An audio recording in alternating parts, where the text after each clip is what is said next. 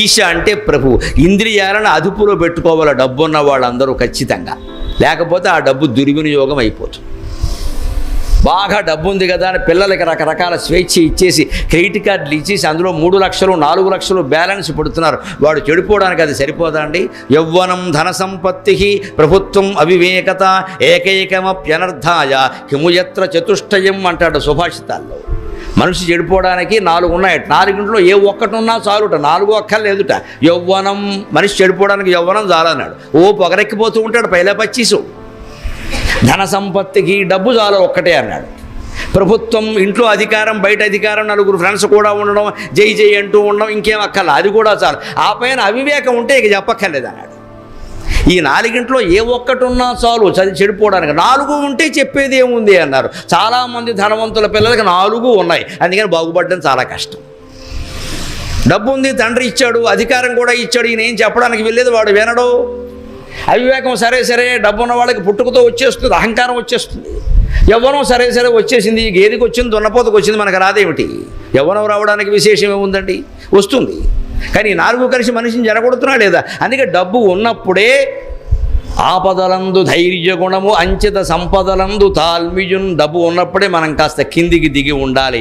నాలుక మేరకూడదు, కాలు మీద కాలు వెయ్యకూడదు. పెద్దవాళ్ళందరినీ పూర్వం ఊళ్ళో ఎలా గౌరవించామో అలాగే గౌరవించాలి. నీకేమిట్రా పెద్ద కోటీశ్వరుడు అంటే, ఏదో తల్లిదండ్రులు దయండి, మీ ఆశీర్వచనం అండి, నేను బాగుపడాలని అనండి, అంతే, డబ్బు సమస్య వద్దండి అనే చెప్పాలి.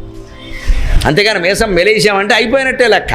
అందుకే హృషికేశాయ నమః, శ్రీధరాయ నమః, హృషికేశాయ నమః. నువ్వు శ్రీధరుడు అయినప్పుడు హృషికేశుల్లో ఉండు, గర్వించకు. పద్మనాభాయ నమః, దామోదరాయ నమః. పద్మనాభుడు అంటే పద్మం, విష్ణుమూర్తి యొక్క నాభియందు పద్మం వస్తుంది. సరిగ్గా దాని ఉద్దేశం అండి ఈ సృష్టి క్రమం అంతా అందులో చెప్పారు. ఆయన నాభి, ఆ నాభి నుంచి తామరతూడు కదా, నాభి నాళం, ఆ నాళం చివర పద్మం, పద్మంలో బ్రహ్మ.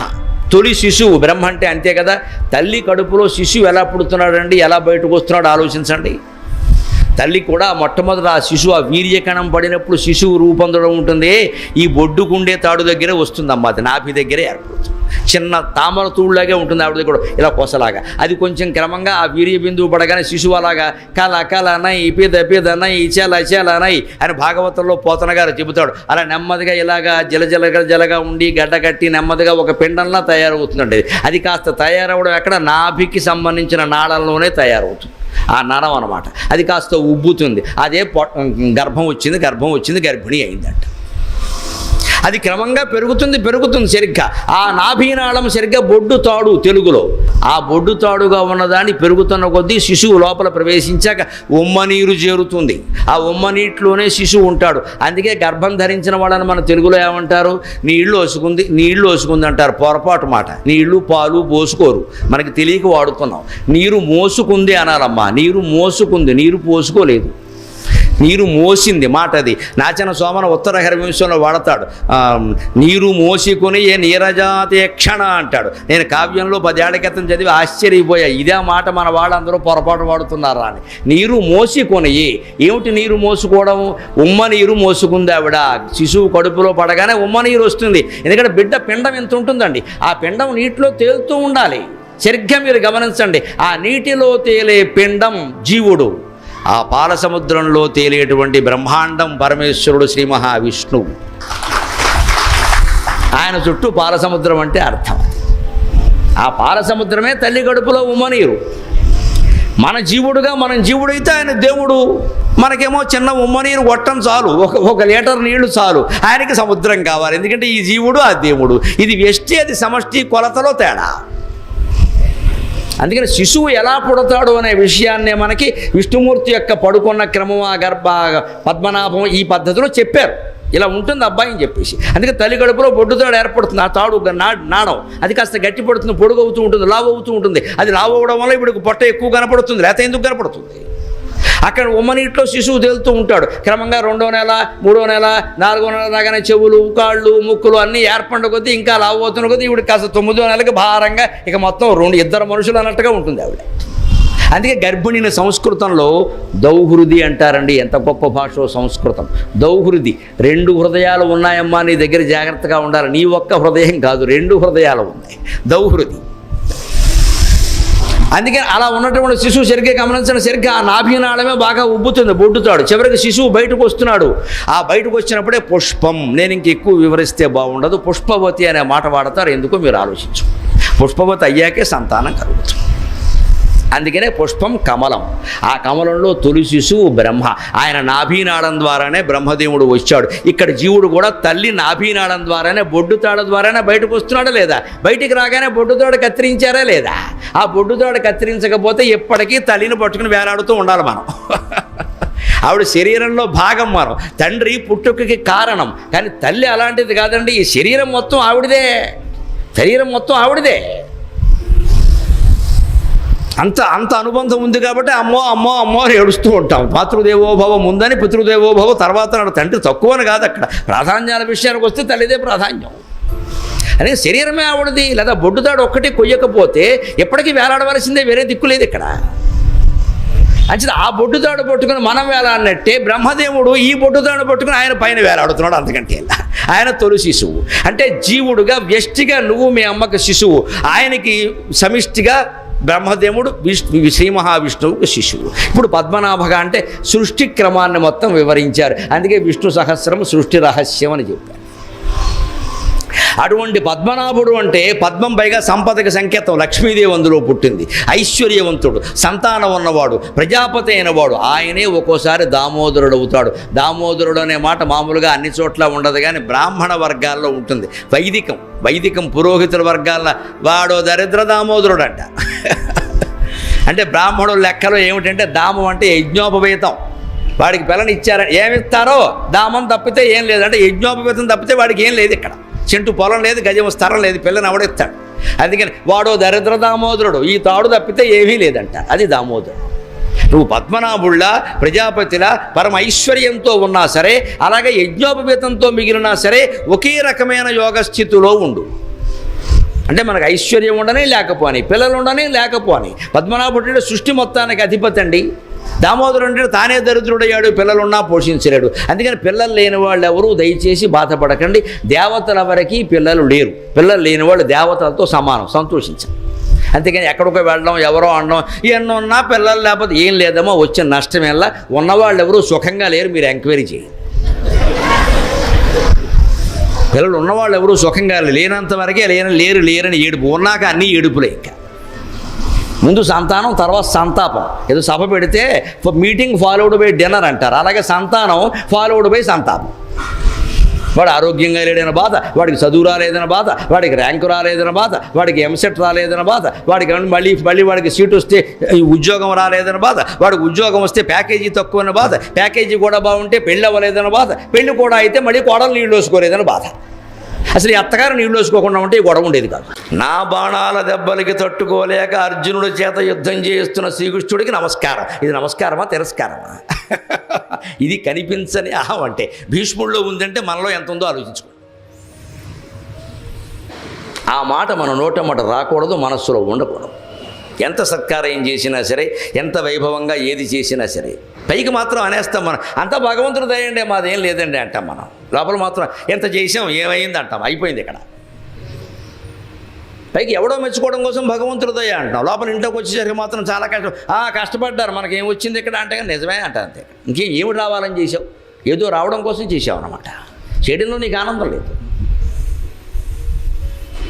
నా బాణాల దెబ్బలకు తట్టుకోలేక ఇబ్బంది పడిపోతూ అర్జునుడి చేత పోరాటం చేయిస్తున్న కృష్ణుడికి నమస్కారం అంటే ఇది నమస్కారమా తిరస్కారమా? అది మనిషిలో భీష్ముడంతటి వాడిలో 257 సంవత్సరాలు బ్రహ్మచర్యాన్ని పాటించి బతికి మహాతపస్వైన భీష్ముల్లో ఇంకా కించిన్ మాత్రం అంగుళంలో 6వ వంతు అహం ఉండిపోయింది అక్కడ. అందుకే భగవంతుడు దొరకడు, మోక్షం రాదు. కింద పద్యంలో కూడా అంటున్నాడు, ఆయన తక్కువ కూడా కాదు. మద్విశిఖ వృష్టి తెరలి చనుదించు దేవుండు దిక్కు నాకు, నా బాణాల దెబ్బలకి తట్టుకోలేక నా మీద చక్రాయుధాన్ని ధరించాడే నన్ను చంపడం కోసం. కరికి లంఘించు సింగంబు కరణి నేడు భీష్ముని చంపుదు నిన్నుగాతు విడువు అర్జున అనుచు మద్విశిఖ వృష్టి తెరలి చనుదించు దేవుండు దిక్కు నాకు. ఏనుగున సింహం చీల్చి చంపినట్టుగా ఇవాళ భీష్ముడి సంగతి తెలుస్తా అని శ్రీకృష్ణుడు శాంతమయమూర్తి, ప్రేమమయమూర్తి అన్నవాడు కూడా క్రోధమయమూర్తి నా కోసం వచ్చేసాడే అటువంటి శ్రీకృష్ణుడిని శరణ పెడుతున్నా అంటే నా వల్ల కోపం వచ్చింది, నా వల్ల దెబ్బ తిన్నాడు, నా వల్ల ఎంత వచ్చిందని ఉందా లేదా? ఈ నా వల్ల పోతే కానీ ఎవడి వల్ల కాదు మోక్షం. ఇది ఆ పద్యాలు విన్నటువంటి కృష్ణుడు మన వాడికి ఇంకొంచెం కోచింగ్ అవసరం రా అబ్బాయి, ఎంసెట్ లాంగ్ టర్మ్ అయింది, షార్ట్ టర్మ్ అయింది, కానీ కొంచెం 15 రోజులు క్రాష్ కోర్స్ కూడా ఇవ్వాలి, లాభం లేదని.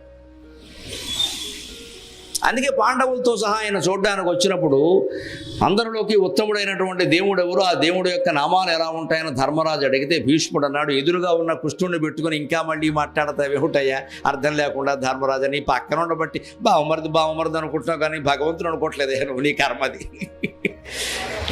ఎదురుగా ఉన్నవాడయ్యా, దేవతలంతా ప్రార్థించేటువంటి దేవుడు నీ ఇంట్లో చెలియై మేనమరందియై సకుడునై జలజాదాసన ముఖ్య దైవత మన సంలగ్న కోటీర పంక్తులకెవ్వాని పదబ్జపీఠి కడు నిగ్గులు కూర్చు. బ్రహ్మాది దేవతలందరూ ఎవరి పాదపద్మాలు సేవిస్తూ ఉంటారో అటువంటి భగవంతుడు నీ ఇంట్లో చెలియై మేనమరంది అయి నీ చెలికాడై బావమరదై మేనమామ కొడుకై నీ దగ్గర ఉంటే నీకు కనపడడం లేదా ఆయన దేవుడి కింద? నువ్వు ఏ జన్మలో ఎంత పుణ్యం చేసేవో, లేకపోతే నీకు బావమరది కింద పుట్టడం ఏంటి?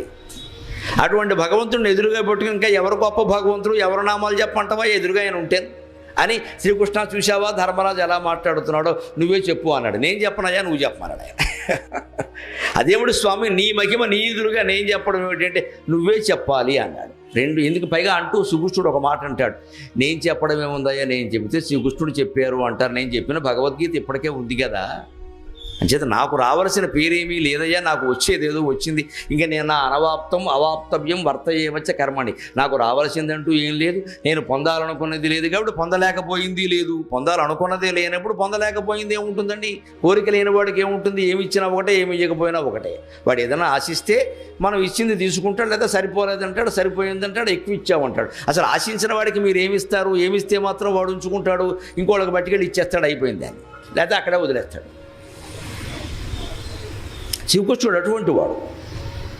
అందుకని నాకు వచ్చే పేరు వచ్చిందే, కొత్తగా దేవుడికి పేరు వచ్చే దేవుడిని నువ్వే అంటున్నావు కదా, అంచేత నా పేరు మీద మళ్ళీ భగవద్గీత ఉన్నట్టుగా విష్ణు సహస్రం కూడా ఉండడం నాకు ఇష్టం లేదయ్యా. నీ వంటి వాడు చెబితే భీష్మోవాచ అని 10 సార్లు వస్తుందయ్యా విష్ణు సహస్రంలో. ఆ రకంగా నీ పేరు చిరస్థాయిగా నిలబడుతుంది భీష్మ పితామహ, నువ్వు చెప్పమన్నాడు. అది పైకి చెప్పిన మాట. అంతర్గతంగా ఉద్దేశం ఏమిటి అంటే ఈ నామాలన్నీ వరుసగా భగవంతుల్లోనే మనస్సును చేర్చి ఆత్మస్థితిలో ఉండి చెబితే అప్పుడు ఈయనకి సంపూర్ణంగా నేను అనే భావన పోతుంది. మనం కూడా ఈ 3 రోజుల్లో వీలైనంత వరకు ఆ నేను నాది అనే భావాలు, అహంకారం మమకారం ఏదైనా సరే కాస్త తగ్గించుకునే ప్రయత్నం చేద్దాం. పూర్తిగా తెంచేసుకోవడం అనేది అసాధ్యం, కానీ తగ్గించుకునేటువంటి ప్రయత్నం చేద్దాం. ఎంతవరకు కుటుంబం పోయేసరికి ఇంకా బతకని బిడ్డ భార్యడని పోయేసరికి అది గొప్పదైపోతుంది, పోయేసరికి అది గొప్పదైపోతుందండి. మనకి అంత కూడా పెట్టదు, దానికి అవసరం తెలుసుకుంటాం ఇంటికి వెళ్ళాక.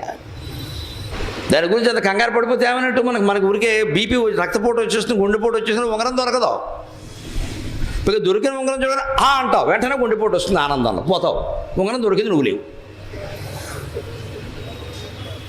మరి ఉపనిషత్తులన్నీ వింటాం, ఉంగరం కోసం ఏడుస్తాం, ఇంకెందుకు బతుకు ఇక్కడ? ఇదే మమకారం అంటే. ఇక అక్కడి నుంచి అంత ఇంట్లో చిన్నవాళ్ళని అవమానించి, పెద్దవాళ్ళని అవమానించి, కట్టుకున్న వాళ్ళని కూడా అవమానిస్తాం అవసరమైతే. అంత అవసరమా ఉంగరం గురించి? అది ఎంత ఖరీదైనా కానీ ఏదైనా కానీ దాన్ని వదలమే, మనం పెట్టు కూర్చుంటాం ఇక్కడ. అదే నేర్చుకోవడం అంటే. మనం ఎలా వదులుకుంటాం, మనదే వదులుకుంటే మనదే ఎలా వదులుకుంటాం, మనదే వదులుకోమని చెబుతున్నాడు. దానికోసం మొట్టమొదట్లోనే విశ్వం విష్ణుర్వ షట్కారో భూతభం యభవత్ ప్రభు భూతభృద్భావో భూతాత్మ భూతభావనక అని మొదటి శ్లోకంలోనే ఈ నామాలు చెప్పారు. ఆ విశ్వం విష్ణువు ఏమిటో చూద్దాం. విశ్వస్మై నమః, విష్ణువే నమః అని ఉంటాయి. ఈ 2 అర్థమైతే మిగిలిన 998 అర్థమైనట్టే. ఎందుకంటే వ్యాస మహర్షి ఈ 2 చెబితే చాలు, భీష్ముడు ఈ 2 చెబితే చాలు. విశ్వం విష్ణువు అంటే విశ్వం అంతా విష్ణువు, ఇంక నువ్వు అర్థం చేసుకోవాల్సింది ఏం లేదు ఇంకా. అంతే, ఆ మనసులో ఆ భావంతో ఉంటే చాలు. కానీ అర్థం కాదు, చాలా కష్టం. అందుకే మిగిలిన 998 నామాలు ఈ 2 నామాలకి వ్యాఖ్యానపూర్వకంగా రాశాడు. ఇంకా వాస్తవం చెప్పాలంటే వ్యాసుడు భారత భాగవతాలు 2 కూడా భగవద్గీతకి విష్ణు సహస్రానికి వ్యాఖ్యానాలే. ఉదాహరణలు అందులోనే దొరుకుతాయి. విశ్వం విష్ణు అంటే విశ్వమంతా విష్ణువే, దాని తాత్పర్యం అది. వషట్కార అంటే నమస్కారం. యజ్ఞంలో అయితే వషట్కారం అంటారు, మామూలుగా నమస్కారం అంటారు. యజ్ఞంలో మంత్రపూర్వకంగా సమర్పించి వషట్కారం అంటారు. వౌషటు వషటు ఇలాంటి మాటలు ఉంటాయి అందులో. అస్త్రాయ భటు అంటూ అవి ఈ వషట్ వౌషట్ భట్ అనేటువంటివి ఎలాంటివి అంటే బీజాక్షరాలు అంటారు వాటి. అవి మన ఈమెయిల్ పాస్వర్డ్ లాంటివి. అది అర్థమైతే ఇది అర్థం. ఈమెయిల్ పాస్వర్డ్ మనం వాడేటప్పుడు ఏదో గరికపాటి నరసింహరావు గారు ఈమెయిల్ అంటారు, మీ గురికి ఐడి తెలుసు, పాస్వర్డ్ నాకు తెలుసు. అది తెలిస్తే కొంపలు అంటుకుపోవు. ప్రతివాడు నా దాంట్లో నుంచి పంపేస్తాడు. ఇంకా ఎవడో ఉగ్రవాది పంపకైనా నన్ను తీసుకెళ్ళి లోపల చేస్తాడు, నీకు ఏదో సంబంధం ఉంది. అసలు మన మాటలు ఉగ్రంగా ఉంటాయి, అదో గొడవ. పాస్వర్డ్ నేను చెప్పను కదా, అదేదో 1 3 4 2 డాట్లు, 1 కామా, 1 సెమికోలన్ అనుకోండి. ఆ 1 2 3 అన్నదాన్ని కొట్టకుండా ముందు 2 3 కొడితే రాదుగా. 2 డాట్లు అంటే 2 డాట్లు కొట్టాల్సిందే. 2 ఎందుకు 1 అంటే రాదు. సెమికోలన్ అంటే సెమికోలనే ఉండాలి, పైన చుక్క లేకపోయినా కింద కామా లేకపోయినా రాదు. ఈమెయిల్ పాస్వర్డ్ విషయంలో ప్రతి అక్షరం, ప్రతి చుక్క, ప్రతి సింబల్, ప్రతి సంకేతం ఎంత ముఖ్యమో ఈ బీజాక్షరాలు అంతే ముఖ్యం. అందుకే అందరికీ చెప్పరు వాటిని. దయచేసి మరోలా అనుకోకండి. అదేదో కొందరిని అడగదొక్కారు, పైకి దొక్కారు, ఏదో మాటలన్నీ పుట్టించడం మనం ఎక్కడ. అన్నీ అందరికీ చెప్పే విషయాలు కావు. ఆటం బాంబు రహస్యాలు ఆటం బాంబు 6వ తరగతి పిల్లాడు చేతిలో పెట్టామనుకో, 6 నెలల పరీక్షల్లో మార్కులు తక్కువ వచ్చాయని హెడ్ మాస్టర్ మీద వేసేస్తాడు. ఆటం బాంబు వినియోగించే విధానం అదే. లోకంలో ఆధ్యాత్మికమైన శక్తుల విషయంలో, మంత్రశక్తుల విషయంలో కొందరు 6వ తరగతి పిల్లలతోనే సమానం, 60 ఏళ్ళు ఉన్నా సరే. దానికి ఆహారం సహా సమస్త నిష్టలు అవసరమే, అవి ఉంటేనే పనిచేస్తాయి. అందుకే కొందరికి అప్పగించారు ఆ బాధ్యత. బాబు మీరు ఏదో చూసుకోండి గొడవ అన్నారు. వాళ్ళే నానాయాతన పడుతున్నారు దానికోసం, అర్థమై చావక. ఇంకా మొత్తం అందరూ పోగొడిపోవలసిన అవసరం ఏం లేదు అక్కడ. ఈ వషట్ లాంటివన్నీ అంతే. మీరు యజ్ఞం జరుగుతున్నప్పుడు ఎప్పుడైనా అక్కడ కూర్చొని చూస్తే ఓషటు వషటు షటు ఫటు ఇలాంటి మాటలు వినపడతాయి. అవన్నీ అగ్నిలోక ద్వారం, సూర్యలోక ద్వారం, చంద్రలోక ద్వారం తెలుసుకునేటువంటి పాస్వర్డ్. అది పలకవలసిన వాడు పూర్తి నిష్ఠతో, భౌతిక నిష్ఠ సరిపోదు, మానసిక నిష్ఠ కూడా ఉండాలి. నిష్కల్మషమైన మనస్సుతో మంత్రం చదివితే తప్ప పనిచేయదు. బ్రాహ్మణ చదివినంత మాత్రాన్ని పనిచేస్తున్నాను కొద్ది పొరపాటు. బ్రాహ్మణులకు కూడా హక్కు లేదు. నిష్కల్మషమైన మనస్సు ఉంటేనే ఉంది అక్కడ. అది ఉందో లేదో వాడు చూసుకోవాల్సిందే. కేవలం నేను బ్రాహ్మణ్ణి, స్నానం చేశా, బడి కట్టుకుని అవన్నీ కుదరవు. నీ మనస్సు ఎలా ఉంది? దేవతల ద్వారా తెలుసుకోవాలంటే మనస్సు బాగుండవలసింది. ఎందుకంటే దేవతలు తేజో రూపులు. తేజో రూపాలు మనస్సులో కనపడతాయి. స్వప్నం కళ తైజసాత్మిక, స్వపంతి తైజసాత్మిక అంటారు లలితా సహస్రంలో. దేవతలు తేజో రూపులు. మనకి మళ్ళీ చొక్కా లాగులు వేసుకుని రారు ఇక్కడ. తేజో రూపంలో ఉంటారు వాళ్ళు. తేజో రూపంలో ఉండేవాళ్ళు ఏ రూపమైనా ధరిస్తారు. మీరు అగ్ని వెలుగుతుంటే మామూలు దీపం కాదు, ఏదైనా మంట మండుతుంటే చూడండి, గాలికి రకరకాల వయ్యారాలు పోతుంది, అనేక రకాల రూపాలు మీకు కనిపిస్తాయి. అందులో తేజస్సు ఏ రూపమైనా ధరిస్తుంది. దేవతలు తేజో రూపుడు. వాళ్ళ శరీరమే మంత్రమయ్యే శరీరం, దాన్ని సూక్ష్మ శరీరం అంటారు. మనకి మళ్ళీ స్థూలకాయాలు ఉండవు. స్థూలకాయాలు ఉంటే వాడికి ఒబేసిటీ వచ్చి జిమ్ సెంటర్కి పోతాడు. అంచేత దేవతలు బలకాలి అంటే ఈ మనస్సు ద్వారా చేయాలి జపం. ఆ మనస్సు నిష్కల్మషంగా లేకపోతే జపం ఏంటంటే అర్థం లేకుండా. అంచేత ఎంత బ్రాహ్మణుడైనా, ఎంత వేద పండితుడైనా మనస్సు నిష్కల్మషం కావాల్సింది. ఆయనకి మళ్ళీ పక్క బ్రాహ్మణుడి మీద వీడు సొంటికాయగాడు ఒకడు నా పక్కన వచ్చి కూర్చున్నాడు ఇక్కడ అని అన్నాడు అంటే వీడు మంత్రం పని. ఎందుకంటే వీడి మనస్సులో రాగద్వేషాలు ఉన్నాయి. ఇప్పుడు ఎవరు పనికొస్తారో ఎవరు పనికిరారో మీరే తెలుసుకోండి, నాకు అనవసరం. అందుకే నేను తరచు మనస్సు బుద్ధి దాని మీద పెట్టండి అని చెబుతా. నేను దాని మీదే పెడతా, అనుమానం ఇలా. నాకు ఎక్కడో వసతి ఇచ్చారు. పొద్దునుంచి నన్ను కలవడానికి 25 మంది ప్రయత్నం చేశారు. నేను తప్పనిసరి తోసుకొచ్చిన వాళ్ళని 2 చూశాను, అంత మిగిలిన నేను ఒప్పుకోలేదు. ఎందుకంటే మొత్తం 25 మందికి అవకాశం ఇచ్చామనుకోండి, అక్కడ మొత్తం దేశంలో ఉండే పళ్ళన్నీ అక్కడే ఉంటే నా బతుకు పాడైపోతుంది. ఒక్కొక్కడు 1 గంట తింటాడు కూర్చుని బుర్ర. అలాగే వీడికంటే ముందు వీడి సెల్ ఫోన్ తింటుంది, అది వస్తూ ఉంటుంది, అది ఆపడం. ఇవన్నీ నాకు బట్టే. ఇంక విష్ణు సహస్రం ఎందుకు ఉంటుంది? ఇంకా సెల్ ఫోన్ సహస్రమే ఉంటుంది అక్కడ. మన మనస్సులో అహంకారం ఉంటుంది, సాత్విక అహంకారం కూడా ఉంటుంది. మంచివాళ్ళమే కానీ నా అంత మంచివాళ్ళు లేరు, అది ఉంటుంది. నా అంత మంచివాళ్ళు లేరు, నన్ను అందరూ మంచివాళ్ళు అంటూ ఉంటారు. ఇంత అహంకారం ఏది చెప్పడం అంటే ఎవరైనా ఒకళ్ళు అనకపోతే ఆవిడ కోపం వచ్చేస్తుంది వెంటనే. ఇంకా అలాగ బలిచక్రవర్తికి అహంకారం ఉంటే దాన్ని పోగొట్టడం కోసం వామనుడు ఏమయ్యాడు? త్రివిక్రముడయ్యాడు. ఆ త్రివిక్రముడై ఆయన అందించిన సారాంశం ఏమిటండి? వామనక త్రివిక్రమక. వామనుడు అంటే 3 అడుగులు నేలగడం కాదమ్మా, మనిషి కూడా 3 అడుగులే ఉన్నాడు, ఇంతెత్తే ఉన్నాడు. సరిగ్గా దాని ఉద్దేశం ఏమిటండి? ఆయనే చెబుతాడు స్పష్టంగా, ఒంటివాడ నాకు 2 అడుగుల మేర చాలు, సొమ్ము మేర వల్ల కొర్కెదీర బ్రహ్మకు కటి ముట్టెద దాన కుతుక సాంద్ర దానవేంద్ర. నేను ఒక్క చిన్న కుర్రాండయ్యా, నాకు ఏదో ధరణీఖండం అంటావు, ఏనుగులు అంటావు, గుర్రాలు అంటావు, గాడిదలు అంటావు, నాకెందుకయ్యా అవన్నీ పని లేక 3 అడుగుల నేల ఇవయ్యా చాలన్నాడు. ఎందుకని? 3 అడుగుల నేల సరిగ్గా మీరు కొలిచి చూసుకోండి. మీ ఇంట్లో మీరు పూజకి కానీ, జపానికి కానీ, పారాయణకి కానీ, ధ్యానానికి కానీ కూర్చున్నప్పుడు సరిగ్గా మీ చుట్టూ ఉన్న నేల మీరు కొలిచి చూసుకోండి. 3 అడుగులే ఉంటుంది. 2 అడుగులు తక్కువ, 4 అడుగులు ఎక్కువ. ఆ 3 అడుగుల నేలలో మనం కూర్చుని సరిగ్గా స్తోత్రం చదివితే, సరిగ్గా పారాయణ చేస్తే, సరిగ్గా జపం చేస్తే, సరిగ్గా ధ్యానం చేస్తే గుహాయాం అంతర్గుహలో హృదయంలో ఉన్నటువంటి విష్ణుమూర్తి దర్శనం అవుతుంది, ఆత్మ సాక్షాత్కారం. అందుకు 3 అడుగుల నేల చాలు. అప్పుడు విశ్వమంతా మన దగ్గరే ఉంటుంది. విశ్వమూర్తిర్ మహామూర్తిర్ దీప్తమూర్తిర్ అమూర్తిమాన్ అనేకమూర్తిరవ్యక్త శతమూర్తి శతాననక. భగవంతుడు ఎక్కడో ఉన్నాడు అనుకుని ఓ క్షేత్రాలు తీర్థాలు తిరుగుతూ ఉంటామే, ఏదో ఓపుకుంటే తిరగచ్చు, కానీ తిరగలేని వాళ్ళు బాధపడక్కర్లేదు. ఎక్కడున్నాడో చాలా స్పష్టంగా వామన చరిత్రలో చెబుతాడు ఆయన. కోర్కెదీర బ్రహ్మకు కటి ముట్టెదా. నువ్వు నాకు 3 అడుగుల నేల ఇస్తే నేను అక్కడే కూర్చుని ధ్యానం చేసి సాధన చేసి బ్రహ్మ పిలక పట్టుకుంటా. బ్రహ్మ పిలక అంటే ఏమిటి? బ్రహ్మదేవుడు ఎక్కడున్నాడు? 14 లోకాల్లో సత్యలోకం పైన ఉంటుంది. సత్యలోకంలో బ్రహ్మదేవుడు ఉంటాడు. ఈ మాట ఏమో పాతాళ లోకంలో జరిగింది. పాతాళ లోకానికి సత్యలోకానికి మధ్యలో 12 లోకాలు ఉన్నాయి. ఇది అది కలిపితే 14 లోకాలు. అంటే విష్ణుమూర్తి ఏం చెబుతున్నాడు? ఇక్కడ ఉన్న చోట నిలబడి అవసరమైతే బ్రహ్మదేవుడు పిలకని నేను పట్టుకోగలనయ్యా అన్నాడు. అంటే అర్థం ఏమిటి? మనం ఉన్న చోటే ఉండి ఇంట్లోనే కూర్చుని మన పూజా మందిరంలోనే కాస్త శుభ్రమైన చోట కూర్చుని ఎవరు ఇబ్బంది పెట్టకుండా ఈ యథవ సెల్ ఫోన్ అవతల బారేసి ఎవరిని కాసేపు రావద్దని చెప్పి ఒక రోజుకో పావు గంట అరగంట కేటాయించుకుని మన హృదయంలో ఉండే ఆత్మ మీద దృష్టి పెట్టాలండి. ఆలోచన ఆగిపోవాలి. ఆలోచన ఆగిపోతే భగవంతుడు దొరికినట్టే, అంతకంటే అదృష్టం లేదు. నాకే అది కాలేదు కాబట్టి నేను ఎక్కువ మాట్లాడలేను ఆ విషయం మీద. నేను చేస్తున్నది సాధనే. నేను తరచు ఏకాంతం ఎందుకు కోరుకుంటాడు అంటే ఈ సాధన కోసం.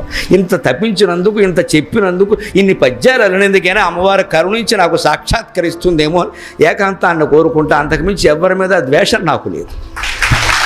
పాదాభివందనాలు పారితోషికాలు ఇస్తే నా సొమ్మేం పోయిందమ్మా, పట్టుకెడతాను, పెళ్ళాం బిడ్డలకు ఇచ్చుకుంటాను, వాళ్ళు ఇంకా నన్ను ఎక్కువ గౌరవిస్తారు. కానీ ఎంతకాలం ఇది? ఎంతకాలం? మీకు అందరికీ చెబుతున్నది మేము అందుకోద్దా? మేము ఇలాగే ఉండిపోతామా చెప్పేవాళ్ళ కింద? మేము అందుకోకుండా మీకు చెప్పడమే తప్పే అసలు.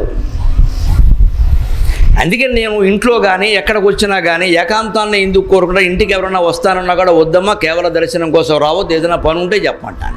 అబ్బే ఓసారి మిమ్మల్ని చూడాలని టీవీలో చూడమ్మా అని చెబుతాను. లేదు ఏదైనా సభలో ఇలా జరిగింది చూడండి, ఇంతకంటే చూసేదే ఉంది, మీద పడితే ఏమైనా చూస్తారా వచ్చి? అంటే ఆ కాంక్ష వదిలేయాలి మనం. ఇంక ఊరికి ఆ గౌరవాలు పెద్ద విషయాలు కదండి. మీరు 10 మంది మా ఇంటికి వచ్చిన దగ్గర నుంచి, మేము 10 మంది ఇళ్ళకెళ్ళే దగ్గర నుంచి మొత్తం సమయం అంతా పోయింది. మీరు ఆలోచించండి, దీనికే సరిపోయింది. ఇంకా ఎప్పటికీ దొరకదు. కానీ నాకు వామన చరిత్ర చదివినప్పుడు అలా గుర్తొచ్చినప్పుడు అలా బాధ ఏమిటంటే, మనం 100 సార్లు చెబుతున్నామో ఇప్పటికీ ఓ చోట 3 గంటల సేపు కూర్చొని మనం చేయలేకపోతున్నాం. మనకి చెప్పే అర్హతుందా? సరిగ్గా శ్వేతాశ్వత రూపనిషత్తులో చెబుతారు, కఠోపనిషత్తులో చెబుతారు భగవంతుడు ఎక్కడున్నాడు అంటే, అంగుష్టమాత్ర పురుషక సదా జనానాం హృదయే సన్నివిష్టక తం స్వాశరీరాత్ ప్రవృహేత్ ముంజాది వేషీకాం ధైర్యేణ అంటారు. అంగుష్టమాత్ర పురుషక, బొటన వేలంత ఆకారంలో ఈ దేహంలో క్షేత్రజ్ఞుడు, కూటస్థుడు, సాక్షి, ఈశ్వరుడు అని దేవుడు ఉన్నాడు నీ హృదయంలో. మన హృదయంలో, అన్ని జీవుల హృదయాల్లో ఉన్నాడు. కప్పలు తేళ్ళు పట్టుకోలేవు, మనుషులు పట్టుకోగలరు. మానవ జన్మ గొప్పదంటే ఉద్దేశం అది. మనం సాధన చేస్తే దొరుకుతాడు, వాటికి దొరకడు, అవి ఇంకో జన్మ ఎత్తాల్సిందే. ఇప్పుడు సాధన విధానం తెలియదు, మనకు తెలుసు. కాబట్టి మనం దానికోసం సమయం కేటాయించాలి. సదా జనానాం హృదయే సన్నివిష్టక, అన్ని జీవుల హృదయాల్లోనూ ఉన్నాడు. త్వం స్వాశరీరాత్ ప్రవృహేత్, అతన్ని నీ సొంత శరీరం నుంచి వేరు చేయన్నాడు ఆత్మని. ప్రగురెత్తి అంటే వేరు చేయడం ఎలాగట? ముంజాది వేషీకాం ధైర్యేణ. బ్రాహ్మణులు మన ఇంటికి వచ్చినప్పుడు ఈ శుభకార్యాల్లోనూ అశుభకార్యాల్లోనూ కూడా సందర్భాల్లో దర్భగడ్డి వాడతారు. ఆ దర్భగడ్డిని వాళ్ళు ఏం చేస్తారంటే ఈయన తీసేస్తారు. అరిటాకులు కూడా చూడండి, ఒక్కోసారి కింద ఈయనే బాగా లావుగా ఉంటే తినడానికి అడ్డంగా ఉంటుంది, ఎత్తుగా అది. అందుకని ఇలా తీసి వెనకాల నుంచి ఈయన తీస్తారు. అరిటాకు ఈయన తీయడం తేలిక, ఎందుకంటే లావుగా ఉంటుంది. కానీ దర్భగడ్డి ఈయన తీయడం చాలా కష్టం. కానీ బ్రాహ్మణులు పురోహితులు వాళ్ళకెంత అభ్యాసము అంటే ఇలా పట్టుకుని 2 రొబ్బలు ఇలా పట్టుకుని చక్కగా రొబ్బలు పాడవకుండా ఈయన తీసేస్తారండి. వాళ్ళకి ఆ అభ్యాసం. అలాగా వ్రతాలు పూజలు మొదలైన వాటిలో దర్భగడ్డిని పట్టుకుని 2 రెమ్మలు అలాగే ఉంచి మధ్యలో ఈయన లాగినట్టుగా నీ మనస్సుని, బుద్ధిని, శరీరాన్ని, అంతఃకరణాన్ని, అహంకారాన్ని అన్నిటినీ అలా అట్టిపెట్టి ఆత్మ అనేదాన్ని లాగవయ్యా. నీకు దమ్ముంటే, ధైర్యం ఉంటే ఆ ప్రయత్నం చేయవయ్యా, దేవుడు దొరుకుతాడని చెప్పి.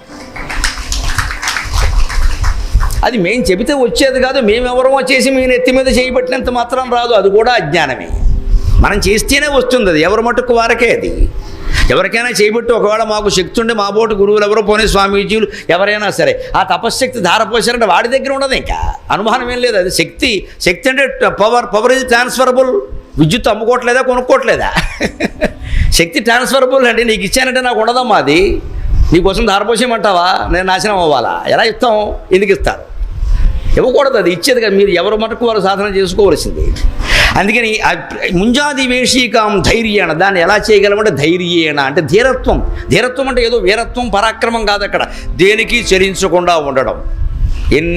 ఎంత డబ్బు రాని, ఎన్ని రకాల ప్రలోభాలు ఎవరు పెట్టని, పదవులు, పీఠాలు, ఎన్ని రకాల ఆఫర్లు అంటారే, అవకాశాలు ఎన్ని రాని, చలించకుండా నాకు అక్కర్లేదు. నేను వినాయక స్వామి సాక్షిగా చెబుతున్నా. 10 రోజుల క్రితం ప్రభుత్వంలో ఓ పెద్ద మనిషి నన్ను సభలో కలిసి, ప్రభుత్వంలో బాగా మంత్రి స్థానంలో ఉన్నాయన, అన్ని విధాల పలుకుబడులు ఉన్నాయన, మీకు ఏదో ఒకటి చేద్దామని ముఖ్యమంత్రి గారు నేను అనుకుంటున్నామండి, ఖచ్చితంగా మీకు ఈ బాధ్యత ఇస్తే అంగీకరిస్తారా అని నా చెవిలో వేశాడు. ఇది అయ్యాక చెప్తానని చెప్పాను నేను, ఎందుకంటే బుర్రపాడవకుండా.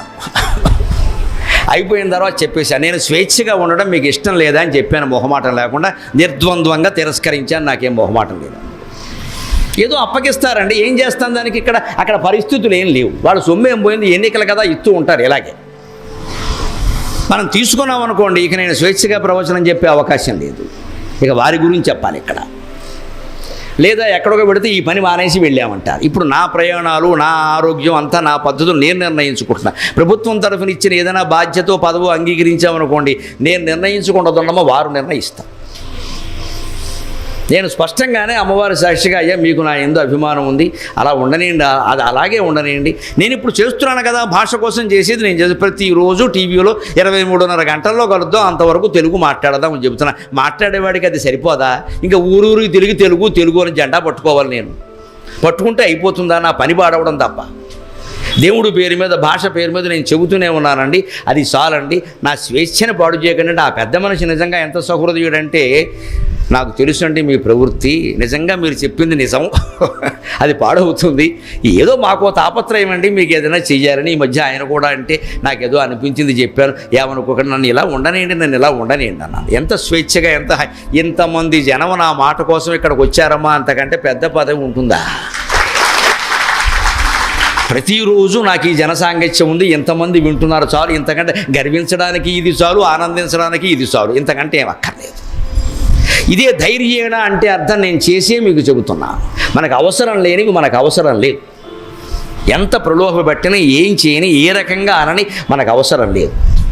మనకు ఉన్న డబ్బు చాలు, ఉన్న బంగారం చాలు, ఉన్న పొలం చాలు, అసలు ఉన్న శరీరం చాలు, ఇంకేం అక్కర్లేదు. తెలుగు ఛందస్సుల్లో తరోజ ఛందస్సు మొట్టమొదటిది. నన్నయ్య గారు భారతం రచించడం, దాన్ని ఆదికావ్యంగా మనం పరిగణించడం జరుగుతుంది. అది లిఖిత ప్రతిగా దొరికినటువంటి మొదటి కావ్యం తప్పితే పాటలు కానీ పద్యాలు కానీ అక్కడేం మొదలవ్వలేదు.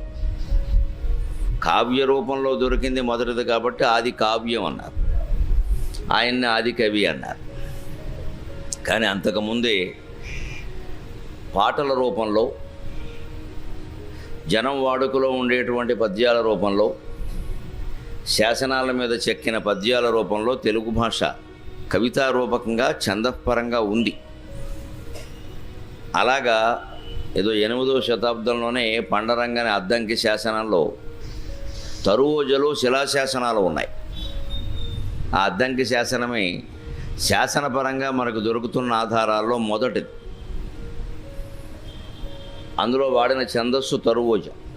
అందుకని తెలుగులో దొరుకుతున్న వాటిలో మొదటి ఛందస్సు తరువోజ అంటారు. మనకు సృష్టిలో మొదటి దైవం తల్లి కాబట్టి నేను కూడా ఆ సందర్భం దృష్టిలో పెట్టుకుని ఎవడో తరువోజు మీద ప్రత్యేకంగా అద్దంకిలోనే ఉత్సవాలు చేస్తే ప్రత్యేకం మాతృ ప్రార్థన పేరు మీద మా అమ్మ మీద అన్ని పద్యాలు తరువోజులోనే రాశాను. ఓ 8 పద్యాలు. అందులోది ఇది. మన తల్లి తరువోజ మన పూజ. మన మనస్సులో మొట్టమొదట ప్రార్థించాల్సినటువంటి దైవం తల్లి, తరువాత తండ్రి, తరువాత పాఠం చెప్పినటువంటి గురువు, ఇక తర్వాత అతిథి అంటే సమాజం అంతా అని అర్థం. అతిథి అంటే ఏదో మన ఇంటికి వచ్చి వెళ్ళిపోయేవాడు కాదు, సమాజం అంతా కింద లెక్క. అందుకని ఆ తల్లి ప్రేమ ఎటువంటిది అంటే నిత్యము మనస్సులో మనం గుర్తు చేసుకోవలసింది దాన్ని. మన తల్లి పద్యము మధుర ఖాద్యము. తెలుగు పద్యం ఎంత తీయగా ఉంటుందో తల్లి ప్రేమ అంత తీయగా ఉంటుంది. ఒక మధురమైన ఖాద్యం, మధురమైన పదార్థం లాంటిది. మన జీవితం అంతా ఆవిడికి నైవేద్యం అయితే తల్లి అంటే అక్కడి నుంచి భారతమాత, భూమాత అన్నీ వస్తాయి. తల్లిదండ్రులకు జీవితాన్ని నైవేద్యం చేసినటువంటి సంతానం యొక్క జీవితం ధన్యమైంది. అలాగే మన తల్లి అంకమ్ము మధురసాశయము, మన దేహమాయుడిన్మనెడు పద్మము. తల్లి ఒడి ఒక తేనెకి నిలయమైనటువంటి కాసారం, మధు కాసారం. నీళ్లుంటేనే సరస్సుకు చాలా విలువ ఉంటే పూర్తిగా తేనె ఉంటే ఇంకెంత విలువ ఉంటుంది. అందుకని మధురసాశయం, ఒట్టి జలాశయం కాదు, మధురసానికి ఆశయం. కాసారంలో చెరువులో సాధారణంగా పద్మాలు బాగా పెరుగుతాయి కాబట్టి మన దేహం ఆ యొడిన్మనెడు పద్మము. మన దేహం ఆ కాసారంలో పుట్టి పెరిగినటువంటి పద్మమే. ఇది తల్లిదండ్రుల సేవకి అంకితం కావాలి. అలాగే మన తల్లి చిత్తము మధుర గీతము. తెలుగులో మంచి పాట పాడితే ఎంత అందంగా ఉంటుందో తల్లి మనస్సు అంత అందంగా ఉంటుంది. అది మేము చదివినటువంటి రోజుల్లో ఆ తరగతుల్లో ముందు ఆ పుస్తకం కంఠస్థం చేయించేవారు. అమ్మ, ఆవు, ఇల్లు, ఈశ్వరుడు అని మొదలుపెట్టి వరుసగా పుస్తకం అంతా కంఠస్థం చేయించేవారు. పాఠం అప్పగించుకోవడమే. మాస్టారు ఇలా టెక్కు పెట్టేసి చెప్పి ఇంతవరకు అప్పగించాలి రా అబ్బాయి అనేవారు. రోజుల్లో అదే చదివేవాళ్ళు. తెలుగు పుస్తకం నోటికి రానివాడు ఆ తరగతిలో తప్పినట్టే లెక్క. తెలుగు పుస్తకం మొత్తం అప్పగించాలి. అలాగే పాఠం కంఠస్థం చేయడం. చిన్నపిల్లలకి ధారణా శక్తి చాలా విపరీతంగా ఉంటుంది. మమ్మల్ని ఏదో ధారణ అంటారు కానీ నిజానికి 10 ఏళ్ల లోపు పిల్లలు సరిగ్గా ధారణ చేయాలని పట్టుబడితే నన్ను మించి ధారణ చేయగలరు, సందేహమే లేదు. మీ పిల్లల్ని అనుమానించకండి, ఏదో చిన్నపిల్లలు. వాళ్ళకి ఆ ధారణా శక్తి చాలా గట్టిగా ఉంటుంది. అందుకే ఆ చిన్నతనంలో పద్యాలు, శ్లోకాలు, ఇంగ్లీష్లో కూడా ఉండేటువంటి స్టాంజాలు వంటివి బాగా కంఠస్థం చేయడం నేర్పాలి. ఎందుకంటే ఆ చిన్న వయసులో అవగాహన శక్తి తక్కువ ఉంటుంది, ఈ అధ్యయన శక్తి, కంఠస్థం చేసేటువంటి శక్తి ఎక్కువ ఉంటుంది. విన్నదాన్ని బట్టి గుర్తుపెట్టుకుంటారు వాళ్ళు. అందుకని ముఖ్యంగా తల్లి కానీ తండ్రి కానీ పద్యాలు పాడుతూ ఉంటే పైకి దాన్ని వెంటనే పిల్లలు కంఠస్థం చేస్తారు. అలాగ తెలుగు పుస్తకం మొత్తం కంఠస్థం చేయించేవారు. ఆ రకంగా అమ్మ, ఆవు, ఇల్లు, ఈశ్వరుడు అనే మాటలు మొదట కనపడితే మాకు అప్పుడే అర్థమైంది. తర్వాత పెద్దలు చెప్పడం వల్ల ఇవి సామాన్యమైన మాటలు కావు. మానవ జీవితంలో సాధించవలసిన 4 పురుషార్థాలని ఈ 4 మాటల్లోనూ పెట్టారు అని మాకు అర్థమైన తర్వాత కాస్త పరిశోధనాత్మక దృష్టితో ఆలోచిస్తే నాకే తోచింది. ఊరికే ఎందుకు పెడతారు అవి? అమ్మ అంటే ధర్మం, ధర్మార్థ కామ మోక్షాలు కదా మనం సాధించాల్సినవి. హిందూ ధర్మం ప్రకారం మనిషి ధర్మంగా ఉండాలి, ఆ ధర్మంగానే అర్థం సంపాదించాలి, డబ్బు. ఆ ధర్మంగా సంపాదించిన అర్థంతోనే కోరికలు తీర్చుకోవాలి, అదే కామపురుషార్థం. ఇక ఆ కోరికలు ఎప్పుడూ అలా పుడుతూనే ఉంటాయి, విపరీతం ఎంత తీరినా పుడుతూనే ఉంటాయి. కాబట్టి ఆ కోరికల్లో పడి కొట్టుకుపోకుండా మోక్షం కోసం ప్రయత్నం చేయాలి. ఇదే జీవిత సారం. అంచేత హిందువు అయిన వాడెవడు ఆందోళన చెందడు. హిందువు జీవితం నిర్ధారితం, నిశ్చితం, ఖచ్చితంగా ప్రణాళికాబద్ధం. జీవిత లక్ష్యాలు ఏమిటంటే 4: ధర్మం, ధర్మం ద్వారా అర్థం, ధర్మార్థం ద్వారా కామం, కోరికలు తీర్చుకోవడం, పరిమిత పద్ధతులు. మన ఇష్టం వచ్చిన కోరికలు కాదు అక్కడ. ఆ కోరికల్లో పడి కొట్టుకుపోకుండా ఆ కోరికలు అలా పుడుతూనే ఉంటాయి కాబట్టి ఆ కోరికల్ని త్యజించి వాటి మీద దృష్టి పెట్టకుండా మోక్షం కోసం ప్రయత్నం చేయడం, ఇదే లక్ష్యం. సరిగ్గా మన తెలుగు విద్యా విధానం ఎంత గొప్పదో చూడండి. అమ్మ, ఆవు, ఇల్లు, ఈశ్వరుడు అనే 4 మాటల ద్వారా ఈ 4ంటిని చెప్పారు. అమ్మ ధర్మానికి ప్రత్యేక, ఆవు అర్థానికి ప్రత్యేక, చిలుక కామానికి, ఇల్లు కామపురుషార్థానికి ప్రత్యేక, ఈశ్వరుడు మోక్షానికి ప్రత్యేక. ఎందుకంటే అమ్మ నుంచే మనం ధర్మాలన్నీ నేర్చుకుంటాం. ముందు పుస్తకం ద్వారా తెలుసుకుంటాం. పుస్తకం కంటే ముందు అమ్మ చెబుతుంది, ఇలా కూర్చోవాలి, ఇలా కూర్చోకూడదు, ఇలానే ఉండాలి, కాళ్ళు కడుక్కోవాలి, ఇలా కాళ్ళు కడుక్కోకుండా అన్నం తినకూడదు, చేతులు కడుక్కోకుండా అన్నం తినకూడదు, పెద్దవాళ్ళు వచ్చారు కూర్చున్నాయేమిటి లేచి నిలబడు, అన్నం ఏదో ఊరికి నెక్కర వేసుకుని చొక్కా లేకుండా ఉండడం అనుకో, వారు ఎవరో వచ్చారు చొక్కా వేసి అలా కనపడకూడదు, ఇలా అన్ని ఆచరణపూర్వకమైన ధర్మాలన్నీ తల్లి చెబుతుంది. అందుకని అమ్మ ధర్మానికి ప్రత్యేక, ఆవు అర్థానికి ప్రత్యేక. ఆవు అంటే పాడి పరిశ్రమ, ఒక ఆవే కాదండి, గేదెలు అన్నీ వస్తాయి, పశుజాతి అంతా. ఇవాళ పాడి పరిశ్రమ లేకపోతే పరిశ్రమే ఉంది, పాలు పెరుగు వెన్న ఎలాగ అంచేది. ఆవు ఆర్థికం, అర్థపురుషార్థం. వెనకటి రోజుల్లో అయితే గోవుల్ని ధనంగా భావించేవారు. గోధనం, తెలుగులో ద్వంద్వ సమాసాలను ద్విగు సమాసం అంటారు. ద్విగుహు అంటే 2 ఆవులని అర్థం. ద్విగుహు అంటే 2 ఆవులు, దోవు గావో ఎస్సె సహా ద్విగుహు అని అర్థం. 2 ఆవులు కలిగిన వాడు అంటే 2 ఆవుల్ని ఈవేళ మనం 100 రూపాయల నోటు ఎలా అనుకుంటాం అలా భావించేవారు. 2 ఆకులు ఇస్తే 100 రూపాయలకి ఏ వస్తువు వస్తుందో ఆ వస్తువు వచ్చేది.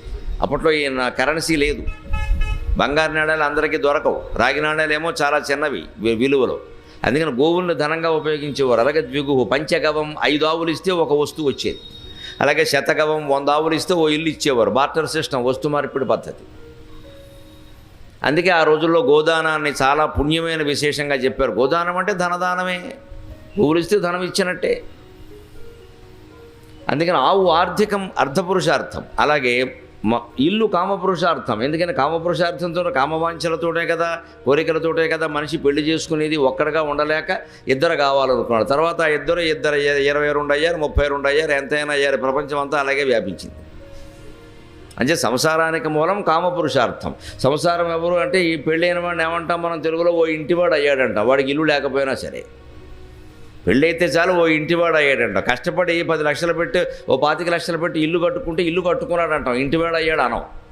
ఆయన ఇల్లు కట్టుకున్నాడు లేదా కొనుక్కున్నాడు అంటారు. పెళ్ళి అయితే మాత్రం వాడు బస్టాండ్లో కాపురం పెట్టినా సరే ఈ మధ్య ఇంటివాడు అయ్యాడు. ఇల్లు ఎక్కడదే? పెళ్ళైన వాడిని ఇంటివాడు అయ్యాడని ఎందుకంటారు అంటే, పెళ్ళైతే గృహిణి గృహముచ్యతే, భార్య ఉంది అంటే ఇల్లు ఉన్నట్టే. అంచేది ఇంట్లో ఆడవాళ్ళు పెత్తనం చేస్తే కంగారు పడకండి, వాళ్ళే చేయాలి పెత్తనం. మనం మాట్లాడుకోరు కూడా మంచిది. మన రాష్ట్రం పేరే ఏపీ. ఏపీ అంటే ఆడపెత్తనమే, ఇంకా మాట్లాడద్దు. నేను ఒప్పేసుకున్నాను, మీరు ఒప్పేసుకోండి, గొడవలేదు. ఆ గొడవ ఏదో వాళ్ళు పడతారు, ఎందుకు వచ్చింది? అంచేత ఇల్లాలు ఉంటే ఇల్లు ఉన్నట్టే, గృహిణి గృహం వచ్చితే. పెళ్ళైన వాడికి సంసారం ఉంటుందండి, పిల్లలు ఉంటారు, ఓ ఇల్లు కట్టుకోవాలన్న ఆలోచన వస్తుంది. తర్వాత ఎంతకాలం బయట ఉంటాడు? అంచేత ఇల్లు కామపురుషార్థానికి ప్రత్యేక, అమ్మ ధర్మానికి ప్రత్యేక, ఆవు అర్ధపురుషార్థానికి ప్రత్యేక, ఇల్లు కామపురుషార్థానికి ప్రత్యేక, ఈశ్వరుడు మోక్షానికి ప్రత్యేక అని వేరే చెప్పక్కల. ఇది ప్రాచీన కాలంలో తెలుగు విద్యా విధానం. అంటే 1వ తరగతి తెలుగు పుస్తకంలో మొదటి పుటలో జీవిత లక్ష్యాన్ని మొత్తం నిర్దేశించి చెప్పిన ఏకైక భాష తెలుగు భాష, ఏకైక జాతి తెలుగు జాతి. ఇంగ్లీషు సహా, హిందీ సహా, చివరికి సంస్కృతం సహా ప్రపంచంలో ఏ భాషకి ఈ సౌభాగ్యం లేదు. అటువంటి భాషను మనం ఈవేళ కోల్పోతున్నాం. అది మన పిల్లలకు అందడం లేదు. భాష కోల్పోవడం అంటే భగవంతుడిని కోల్పోవడం అండి. అదేదో మాట్లాడడం లేదు, కమ్యూనికేషన్, ఈ పిచ్చి మాటలు చెప్పకూడదండి. భాష కోల్పోవడం అంటే భగవంతుడిని కోల్పోవడమే. ఈ ధర్మార్థ కామ మోక్షాలనే 4 భగవంతుడిని చేరుస్తాయి కదా. మరి అవి తెలుగు పుస్తకంలో 4 మాటల రూపంలో ఉంటాయి. అవి వేళ మనం నేర్పకుండా A for apple, B for bat, C for cat, D for dog, 4 దిక్కుమాలిన మాటలే, ఒక్కదానికి కూడా ఉపయోగం లేదు. ఏ ఫర్ యాపిల్, ఆ ముందు తిండే, చిన్నపిల్లాడికి తిండే, అమ్మక్కలేదా, ఆవక్కలేదా, దేవుడు అక్కలేదా, తిండే దున్నపోతులాగా. నీ తిండి నువ్వు తిని, నీ బతుకు నువ్వు బతుకు. పోయిన తర్వాత ఏమైనా మంచి పదం ఉందా? బీ ఫర్ బ్యాట్, నీకు చదువు అక్కల్లా, 4 ఇటక మొక్కలు చూసుకో, తాటికమ్మ పెట్టుకో, బయటికి వెళ్ళి కొట్టుకో, క్రికెట్ ఆడుకో. నీకు విరాట్ కోహ్లీ ఆదర్శం, ఇంకోడెవడో ఆదర్శం, సరస్వతీదేవి అక్కర్లే. ముందు తిండి, తర్వాత ఆట. చదువు ఎందుకు వస్తున్నాడు వాడికి? వాడు తింటున్నాడు, ఆడుకుంటున్నాడు. కొన్ని తర్వాత ఏమైనా మంచి మాటలు ఉన్నాయా? C for cat, D for dog, 2 దిక్కుమాలిన జంతువులే. ఒకటి పిల్లి, ఒకటి కుక్క. పిల్లి ఏమో కపటత్వానికి చిహ్నం, కుక్క బానిసత్వానికి చిహ్నం. ఏదో మొట్టమొదటి పిల్లాడు తరగతిలోకి రాగానే బానిసత్వం కపటత్వం నేర్పిన తర్వాత సింహాలు పురులు జాతిలో ఎలా తయారవుతాయండి? మన అజ్ఞానం తప్ప. పిల్లలకి నేర్పేదే అది. వాడు ఆ కుక్కని పిల్లని ఆదర్శంగా తీసుకుని అలాగే బతుకుతున్నాడు. పిల్ల ఏం చేస్తుంది? మన దాన్ని మనం ఉంటే అది మేవని కూడా అనుకుని నెమ్మదిగా వచ్చి మొత్తం తీసి పాలు దాకా వెళ్ళిపోతుంది. అలాగే మొత్తం దోచేసుకుంటాడు ప్రపంచాన్ని. తెలియకుండా మొత్తం నెమ్మదిగా ముందు చేరి మీరు 5,000 కట్టండి, మీకు అందులో 3,000 మీకే ఇస్తామన్నా, 2,000 తర్వాత బహుమతి రూపంలో ఇస్తామన్నా, ఇలా మొత్తం మీరు 10 మందిని చేర్పించండి అన్నాం, 10 మంది మళ్ళీ 10 మందిని చేర్పించండి అన్నాం, మొత్తం ఇలాగ 1,700 కోట్లు పోగైన తర్వాత మొత్తం లండన్ వెళ్ళిపోవడం గొడవలేదు. ఇంకా ఇదంతా పిల్లి ప్రవృత్తి, పిల్లల ప్రవృత్తి కాదు, పిల్లి ప్రవృత్తి. ఇంత దౌర్భాగ్యపు విధానంలో ఉన్నాం కాబట్టి నేను ఈ పద్యంతో ప్రారంభిస్తున్నా. మన తెలుగు పొత్తము మారు ద్రిప్పటము. మనం మర్చిపోయినటువంటి ఆ తెలుగు పుస్తకాన్ని ఓసారి మళ్ళీ తిరగేస్తే మన జాతి ఏమిటో, మన నీతి ఏమిటో, మన ధర్మం ఏమిటో, మన రీతి ఏమిటో తెలుస్తుంది. అందుకోసం మనం ప్రయత్నం చేద్దాం. వినాయక నవరాత్రుల సందర్భంగా అందులోన వినాయక చవితి నాడు ప్రారంభం చేసి కార్యకర్తలు ఇక్కడ సంపద్ వినాయక ఆలయం వారు 3 రోజుల పాటు విష్ణు సహస్రం సృష్టి రహస్యం అనే దాని మీద మాట్లాడమని కోరారు. ఇదివరకు ఇక్కడ ఈ పందిట్లో నేను ఎన్నో ఏళ్ళుగా ఎన్నో విషయాలు మాట్లాడాను. ఎప్పటికప్పుడు కొత్త విషయం మాట్లాడాలని నాకు ఉంటుంది, వారికి ఉంటుంది. అందుకని ఈసారి మనం ఈ 3 రోజుల పాటు కూడా విష్ణు సహస్రం సృష్టి రహస్యం అనే అంశం మీద విష్ణు సహస్రనామాల ఆధారంగా వీలైనన్ని నామాలను లోతుగా విశ్లేషించి వాటిని అర్థాన్ని తెలుసుకుని వాటిని అన్వయం చేసుకుని జీవితంలో ఆచరణలో పెట్టేటువంటి ప్రయత్నం చేద్దాం. అందుకు ముందు వినాయక ప్రార్థన చెయ్యాలి తప్పనిసరిగా. వినాయక చవితి అని కాదు, విష్ణు సహస్రానికి వినాయకుడికి ఒక అవినాభావ సంబంధం ఉంది. ముందు ప్రార్థన చేసి తర్వాత చెబుతాం. పసుపు ముద్దలోన పరమ పవనమూర్తి కొలువు తీరినాడు కొలువరండు. పసుపు ముద్దలోన పరమ పవనమూర్తి కొలువు తీరినాడు కొలువరండు. అర్ఘ్యపాద్యములకు ఆలస్యమైనచో ఊరుకొనడు వేరు కోరుకొనడు. వినాయకుడి విగ్రహాన్ని తయారు చేయడం ఎంత కష్టమో అంత సులభం. కష్టమా అంటే కష్టమే, ఎంత పెద్దదైనా చేయొచ్చు. చేసేవాళ్ళు ఉన్నారుగా, అట్టహాసాలు చాలా చేస్తున్నారుగా. ఎంత చిన్నదైనా చేయొచ్చు. 70 అడుగుల విగ్రహాలు చూసాం మనం, 6,000 కేజీల లడ్డూలు చూసాం. కానీ అదే విగ్రహాన్ని వినాయకమూర్తిని పురోహితుడు వినాయక విఘ్నేశ్వర పూజ చేసేటప్పుడు ఎలా తయారు చేస్తాడంటే, బాబు అమ్మ ఇక్కడ పసుపు ఎక్కడుందమ్మా అంటాడు. కాస్త పక్కన నీళ్లు చూడగానే 2 బొట్లు నీళ్ళు ఆ పసుపులో కలిపి ఇంత మొత్తం చేసి తమలపాకులో పెట్టి అంతే సుముఖశ్చై కదంతశ్చ అని మొదలు పెట్టేస్తాడు. కపిలో గజ కర్ణక హేరం వస్కంద పూర్వజ అంటాడు. దేవుణ్ణి తయారు చేయడం ఇంత తేలిక. ఇది హిందూ ధర్మంలో విశిష్టత. దేవుడు ఆకారం ఇది అని హిందూ ధర్మం స్పష్టంగా చెప్పదండి. ఎందుకంటే ఏ ఒక్క ఆకారము కూడా దేవుడిది కాదు. ఆ మాటకు వస్తే అన్ని ఆకారాలు దేవుడివే. ఏ ఒక్కటి ఆయనది కాదు, అన్నీ ఆయనవే. ఇది ఎలా మనం నిదర్శనం రుజువు ఎలా చూపిస్తాం? సూర్యుడి పైన ప్రత్యక్షంగా వెలుగుతున్నాడు. లోకంలో ఉండేటువంటి కార్యక్రమాలన్నీ జరగడానికి పగటిపూట 12 గంటల్లో ఏ పని జరిగినా సూర్యకాంతే కారణం. సూర్యకాంతి లేకుండా ఏం చేస్తామండి? అంటే అన్నిటికీ ఆయన కారణం అవుతున్నాడు. కానీ ప్రత్యక్షంగా ఆయన దేంట్లోనూ పాల్గొనలేదు. ఆయన దారిని ఆయన ప్రకాశిస్తున్నాడు తప్ప. అలాగా అది అర్థమైతే దేవుడు అర్థమవుతాడు. సూర్యుడు ప్రత్యక్షంగా అన్నిటికీ కారణమే అయినప్పటికీ స్వయంగా ఏదీ చేయనట్టే దైవశక్తి అన్నిటికీ కారణం. కానీ ఆయన స్వయంగా ఏదీ చేయడు. అన్ని రూపాలు ఆయనవే, కానీ ఆయన స్వయంగా ఏ రూపము కాదు. మూర్ఖత్వాలు పనికిరావు. ఈ రూపం గొప్పదా, ఆ రూపం గొప్పదా, ఈ దేవుడు కంటే ఆ దేవుడు గొప్పవాడా, ఎవరైతే బాగా పవర్ఫుల్ అని మన రాజకీయ మాటలు ఇక్కడ మాట్లాడకూడదు. అసలు పవర్ఫుల్ ఏమిటి? దరిద్రం. ఎంఈఓ డిఈఓ లాగా ఏవో విద్యాశాఖలో ఉంటాయి. అలాగే ఏమైనా పవర్ఫుల్ అంటే అర్థం ఏమిటి? పవర్ఫుల్ కాకపోతే దేవుడే కాదు. అంటే మన హిందూ ధర్మం విశిష్టత ఏమిటి అంటే, ఇంత పెద్ద ఆకారాన్ని చేయడం అనే దానికి ఎంత ప్రాధాన్యం ఉందో. ఏదో సరదాగా 100 మంది చేరాలి అంటే ఏదో చేసుకుంటాం కదా రకరకాలుగా. అది మట్టితోనే చేయాలి ఖచ్చితంగా. పెద్ద ఆకారాలు చేయమని అసలు చెప్పనే చెప్పలేదు. ఖచ్చితంగా వినాయకుడు బొమ్మ అంటే 9 అంగుళాలు దాటకూడదు శాస్త్రం ప్రకారం. 9 అంగుళాలు దాటింది అంటే హంగు ఆర్భాటం ఉంటుంది, కానీ వినాయకుడు ఉండడు అక్కడ.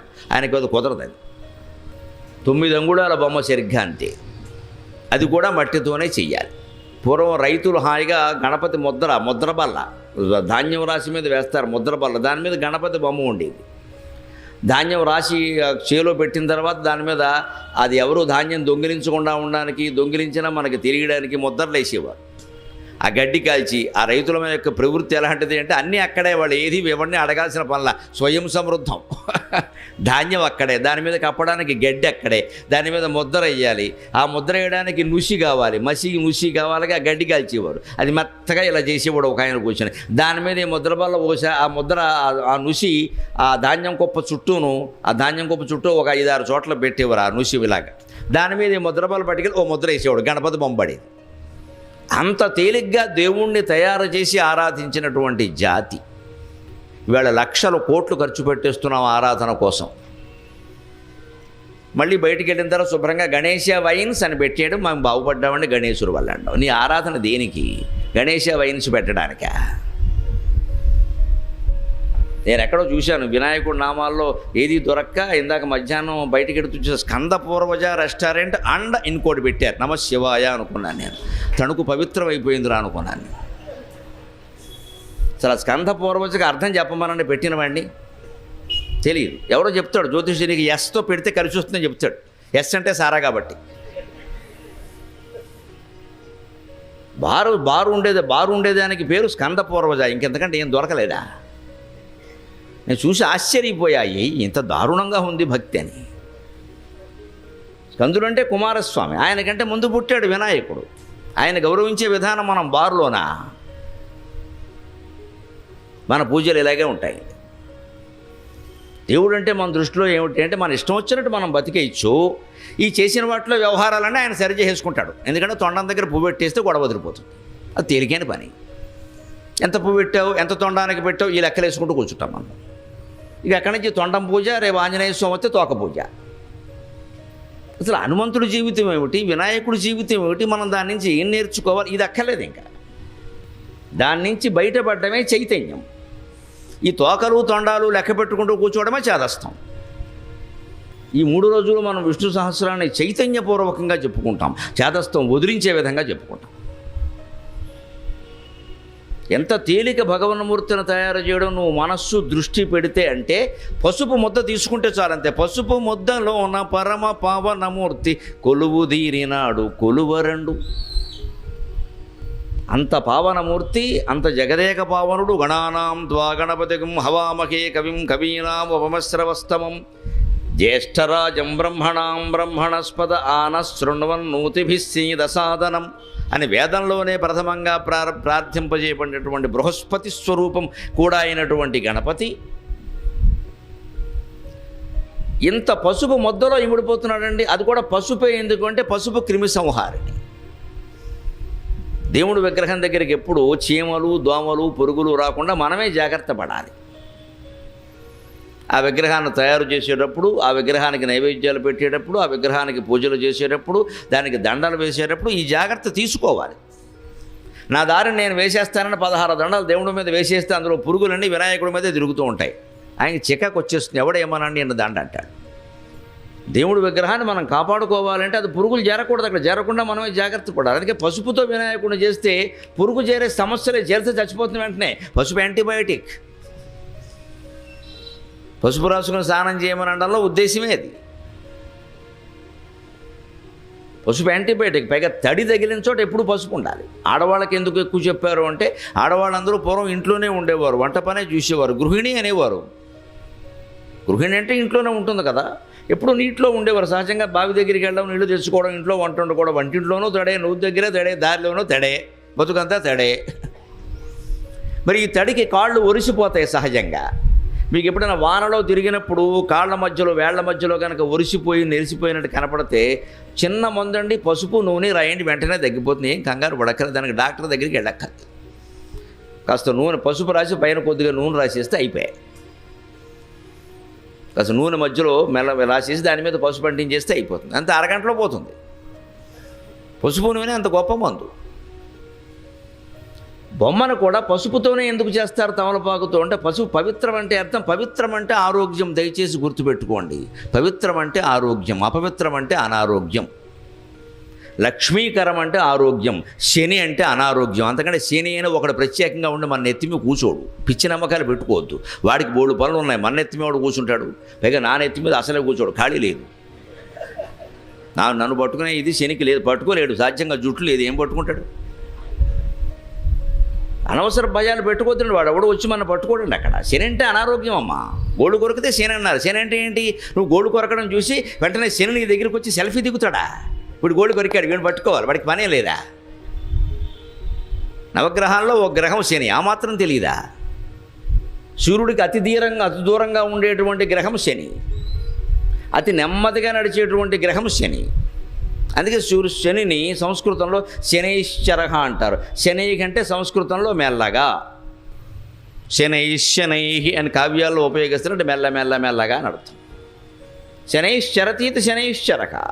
నవగ్రహాల పరిస్థితి తెలిసే పెట్టారు ఆ మాటలు. వాళ్ళు శాస్త్రజ్ఞులే, వాళ్ళు కేవలం కవిత్వం చెప్పలేదు, ఊహించలేదు. వాళ్ళు తపోమయమైన దివ్య దృష్టితో నవగ్రహాలను మొత్తం పరిశీలించారండి మహర్షులు.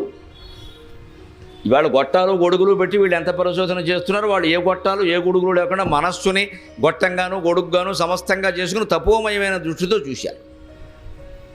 కాబట్టి ఆ విషయాలు వాళ్ళకి తెలిసాయి. యోగాభ్యాసం చేసేవారు ఎవరైనా గట్టి అభ్యాసం చేసి పూరక కుంభకం అంటారు. గాలి పైకి పీల్చిన తర్వాత ఇక్కడే ఈ కుంభకంగా మధ్యలో ఆజ్ఞాచక్రం దగ్గర అట్టి పెట్టేటప్పుడు ఆ కుంభకాన్ని బాగా అభ్యాసం చేస్తే ఏళ్ల తరబడి వాడి దృష్టి ఆ వాయువు ఏమవుతుందంటే వాడు అక్కడ బతుకుండగానే అలా ఉండగానే ఈ బ్రహ్మరంధ్రం దాటి బయటికి ఎడుతుంది, కొద్దిసేపు బయట విహరించగలుగుతుంది. అప్పుడు సూర్యలోకాన్ని చంద్రలోకాన్ని చూడగలుగుతాడు. యోగాభ్యాసంలో అంత శక్తి ఉంది. మనం దాన్ని ఏదో ఆరోగ్యం కోసం, జిమ్ కోసం, జమ్ము కోసం, ఫిజికల్ ఫిట్నెస్ కోసం ఈ దరిద్రపు మాటలు వాడద్దు. ఇంగ్లీష్ వచ్చి మొత్తం చెడగొట్టింది జనాన్ని. అపూర్వమైన, అతీతమైన, లోకాతీతమైన, గుణాతీతమైన ప్రయోజనాలని ఇంగ్లీషు భాష కారణంగా ఒట్టి శరీరం కోసం, ఆరోగ్యం కోసం, ఆడాళ్ళని ఆకట్టుకోవడం కోసం ఈ దిక్కుమాలిన మాటలు అన్నీ వచ్చాయి. ఎందుకు ఈ ఫిజికల్ ఫిట్నెస్? దేనికి? ఎవరి ముందో పోజు కొట్టడానికా? నీ శారీరకమైన ఆరోగ్యం అంతా ఎందుకు అంటే a sound mind in a sound body అంటారు. అదే ఆంగ్లంలో. నీ ఆరోగ్యమైన శరీరం ఉంటే ఆరోగ్యమైన మనస్సు ఉంటుంది. ఆరోగ్యమైన మనస్సు ఉంటే భగవంతుని చేరే మనస్సు, లౌకిక విషయాలు ఆలోచించే మనస్సు కాదు.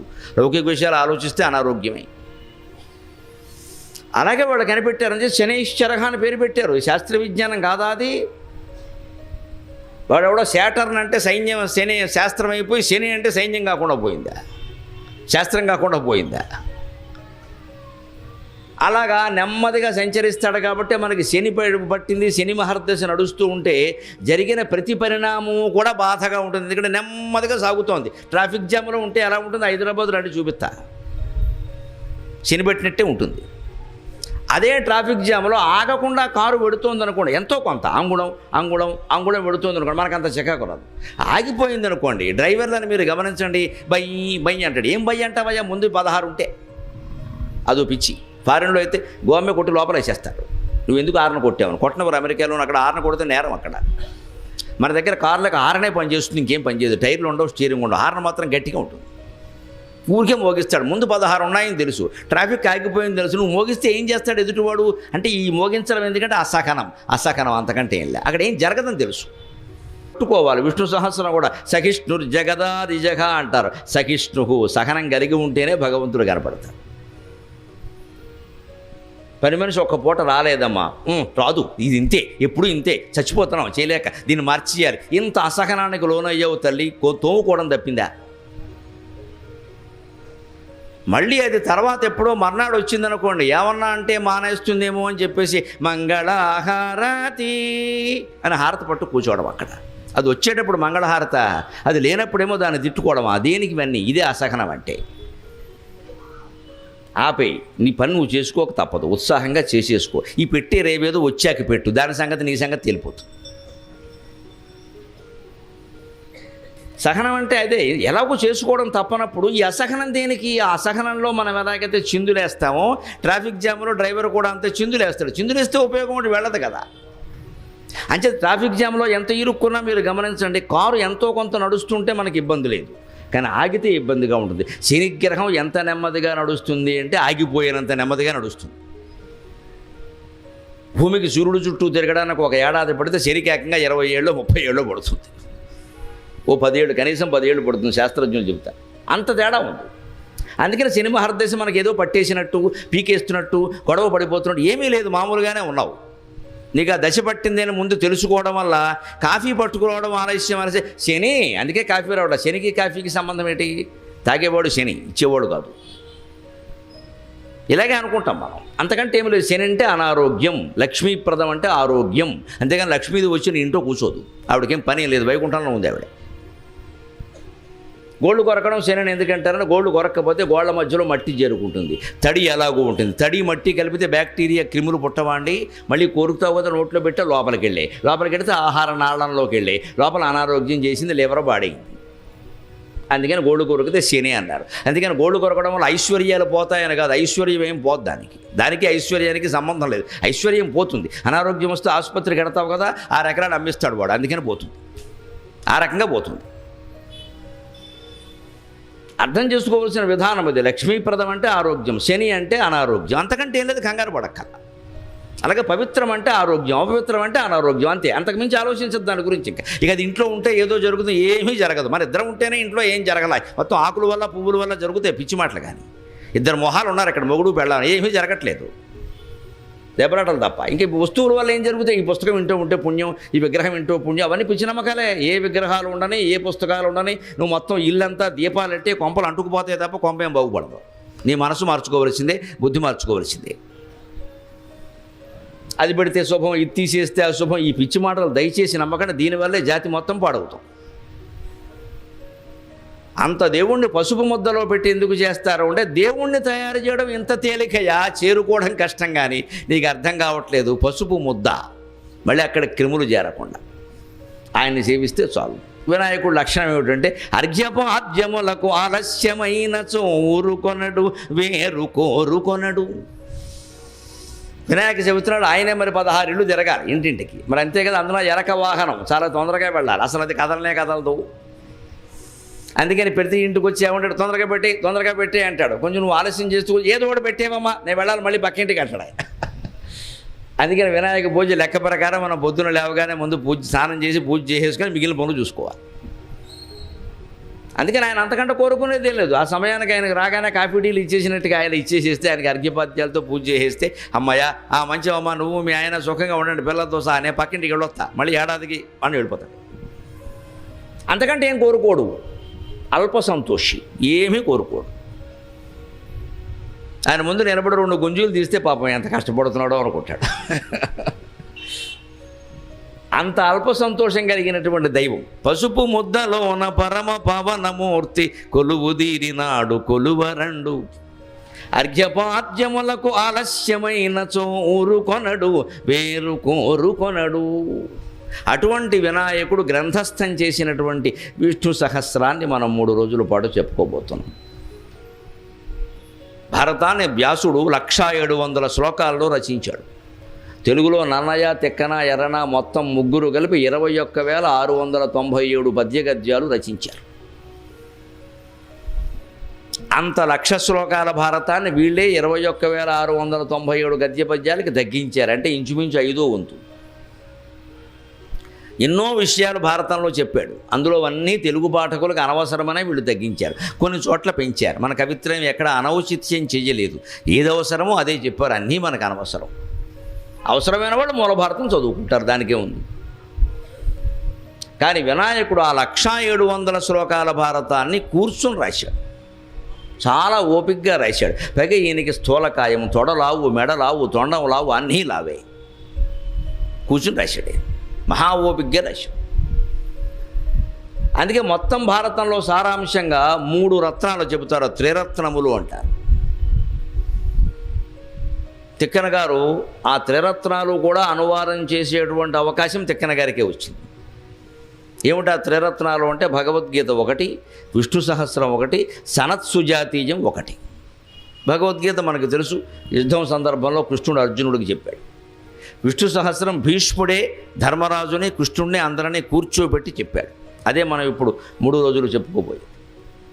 ఇక సనత్సుజాతీయం అనేది యుద్ధానికి ముందు ధృతరాష్ట్రుడు యుద్ధం గురించిన ఊహల వల్ల ఆయన మనస్సంతా పాడైపోయి సంక్షోభంలో ఉంటే విదురుణ్ణి పిలిచి 4 మంచి మాటలు చెప్పమని అడుగుతాడు. అప్పుడు ఏర్పడింది అది సనత్సుజాతీయం ఏర్పడిన విధానం అది. విదురుణ్ణి పిలిచి ఈయన ధృతరాష్ట్రుల్లో ఒక లక్షణం ఏమిటంటే మనస్సు బాగా లేనప్పుడల్లా ప్రవచనాల క్యాసెట్లు మనం కారులో వింటూ ఉంటాం చూడండి, వింటాడు, ఏదీ చెయ్యడు, చాలా మహానుభావుడు ఆయన. మనము అంతే, శుభ్రంగా కారులో ఇలా కీ తిప్పగానే ఎవరిదో ప్రవచనం వచ్చేస్తుంటాయి. మా కారులో ఎప్పుడు ఆయన ప్రవచనాలు ఉంటాయి, ఊరికే ఉంటాయి, అదో క్యాసెట్, నువ్వేమీ చెయ్యవు మాకు తెలుసు.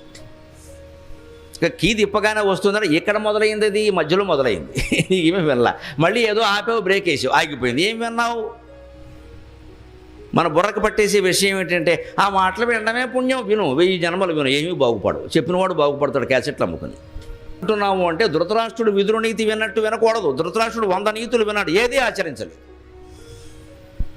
పైగా ఏమనేవాడంటే మనస్సు బాగోలేదు విదురా, 4 మాటలు చెప్పు అంటే విదురుడు సైకాలజిస్ట్ అనమాట, కౌన్సిలింగ్. ఈయన వినడానికి విదురుడికి తెలుసు, ఈయన ఆచరించడం వింటాడు కానీ ఆచరించడం తెలుసు. కానీ విదురుడు ఎందుకు చెప్పాడు అంటే మంచి మాట చెప్పమన్నప్పుడు విన్నవాడు అడిగినవాడు వినకపోయినా పాటించకపోయినా వినకున్నను ఉచ్చరించడు మాటకు ఈశ్వరుండైన మెచ్చును కదా అంటాడు ఆముక్తమాల్యదిలో కృష్ణదేవరాయలు. వినకున్నను భూతహితంబు కోరి ఉచ్చరించుడు మాటకు ఈశ్వరుండైన మెచ్చును కదా అంటాడు. ఈయన వినకపోయినా సరే సమాజం మేలు కోరి మనం మంచి మాటలు చెబితే ఇవాళ కాకపోతే రేపైనా వేదవాక్యాల్లాగా వ్యాపిస్తాయండి. ఖచ్చితంగా చెప్పేవాడు చెప్పే తీరాలి. ఎవరు విన్నారు ఎవరు చేశారు అది వేరే విషయం, వారి ప్రాప్తానికి సంబంధించిన విషయం. అందుకే మేము అదే విదురవాక్యాన్ని దృష్టిలో పెట్టుకుని మేము చెబుతాం. లేకపోతే ఈ సమాజం మీద మాకు రోజుకోసారి విరక్తి వస్తుంది, రోజుకోసారి. ఎందుకిది ఎవడికి కావాలి, ఎవడు చేస్తున్నాడు ఎందుకు. కానీ అదే ఉత్సాహం అంటే విదురుడి కంటే గొప్పవాళ్ళమా, ఆయన చెప్పాడు కదా ధృతరాష్ట్రుడు వినకపోయినా. కానీ ఆవేళ విదురునికి అలా మిగిలిపోతే ఈవేళ మనం చెప్పుకుంటున్నాం కదా మళ్ళీ దాన్ని. మరి 10 కాలాల పాటు నిలబడాలి అంటే ఎవడూ కావ్యం రాయకుండా, ఎవడూ చెప్పకుండా, ఎవరూ దానికి వ్యాఖ్యానం రాయకుండా, ఎవరూ ప్రవచనాలు చెప్పకుండా ఎలా నిలబడతాయండి? నిలబడాలి కదా. అందుకని విదురుడు చెప్పాడు. ఆ చెప్పినప్పుడే ఈ లోకతత్వం అంతా చెప్పాడు, రాజనీతి అంతా చెప్పాడు, ధర్మం అంతా చెప్పాడు. అదంతా విన్నటువంటి ధృతరాష్ట్రుడు మధ్యలో ఆయన పరబ్రహ్మతత్వం అని 2 సార్లు మాట్లాడేసరికి ఆ బ్రహ్మతత్వం ఏమిటో చెప్పవయ్యా అన్నాడు. ఆసక్తి ధృతరాష్ట్రుడికి అంతరాత్మలో ఘర్షణ ఉందండి. అతను మనం ఏదో దుర్మార్గుడి కింద భావించక్కర్లేదు. దుర్యోధనుడు దుర్మార్గుడు, కానీ ధృతరాష్ట్రుడు దుర్మార్గుడు కాదు. దుర్మార్గాన్ని అడ్డుకోలేకపోయిన అశక్తుడు అంతవరకు. ఆయనకి స్వయంగా దుర్మార్గుడు అనడానికి వీల్లేదండి ఆయన్ని. దుర్యోధనుడు దుర్మార్గుడు, కానీ దుర్మార్గాన్ని అడ్డుకోలేకపోయిన అశక్తుడు, ఎందుకంటే పుత్ర వ్యామోహం కారణంగా, అంతకంటే ఏం లేదు. నా ఆనందం అంతా పుత్రుల్లో ఉంది అనుకున్నాడు ఆయన. మనలో చాలామంది అలాగే అనుకుంటారు, మా అబ్బాయి బాగుండాలండి, మా అబ్బాయికి ఏమైనా అయితే నేను తట్టుకోవాలండి, అది వ్యాధి. ఎవరికైనా చూపించుకో వెళ్ళి, వాడికి ఏదో అయితే నువ్వు తట్టుకోలేకపోవడం ఏంటి, పెద్ద కబులు చెబుతున్నావు ఇక్కడ. పుత్రప్రేమ కదా, వాడిని కూడా జడగొడుతుంది. నీకేమైనా అయితే నేను తట్టుకోలేదని వాడు మొహం మీద అంటే మన్నా నుంచి వాడు బ్లాక్ మెయిలింగ్ మొదలు పెడతాడు, మా బాబు తట్టుకోలేడు. ఇక తట్టుకోవాలి, చాలా కష్టాలు తట్టుకోవాలి. నీకేమన్నా అయితే ముందు తట్టుకోవాల్సింది నువ్వు నాయన, కన్నాం కాబట్టి మీ అమ్మ నేను బాధపడతామని చెబితే అది భగవద్గీత మనకు అర్థమైనట్టు లెక్క. అప్పుడు వాడికి అర్థం అవుతుంది, జాగ్రత్తగా ఉంటాడు. నాన్న జాగ్రత్తరా, తాగితే తాగేవి కానీ కొద్దిగా తాగితే తాగేవి కానీ గొమ్మె కొట్టక, కొద్దిగా తాగరానా, తాగేకి ఏదైనా తినరా, ఎన్ని చెబుతారో. ఇంకా తాగమని మానమ్మని చెప్పరండి. తాగామంటే ఇంటికి రానమని తోసేస్తాను బయటికి, పైడిపరలో అరుక్కోవలసిందని చెప్పాలంతే. అప్పుడు వాడు వింటాడు. ఎందుకంటే మన వాళ్ళని మనం ఎలా వదులుకుంటాం, ఇంకా ధృతరాష్ట్రుడికి మనకి తేడా ఏముంది, ఇంకా అంతే. అది ఎన్ని దుర్వ్యసనాలు ఉన్నా వాడిని పోషిస్తాం మనం, వాడికి పెళ్లి కూడా చేస్తాం ఇంకో జీవితం నాశనం చేయడానికి. పైగా మన అజ్ఞానం ఎలా ఉంటుందంటే పెళ్ళి అయితే బాగుపడతాడని, వాడేం బాగుపడ్డా అనుమానం ఏమీ లేదు అక్కడ. పైగా అమ్మాయి చెడింది అనవసరంగా.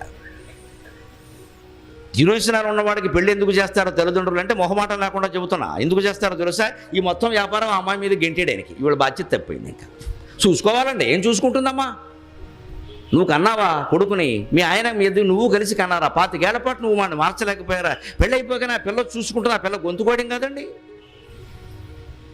బాధ్యతను గెంటేయడం మనం. పైగానమ్మా పిల్ల వచ్చిన వేళ వేళ అన్నిటికీ వేళ. ఇంకా మనకి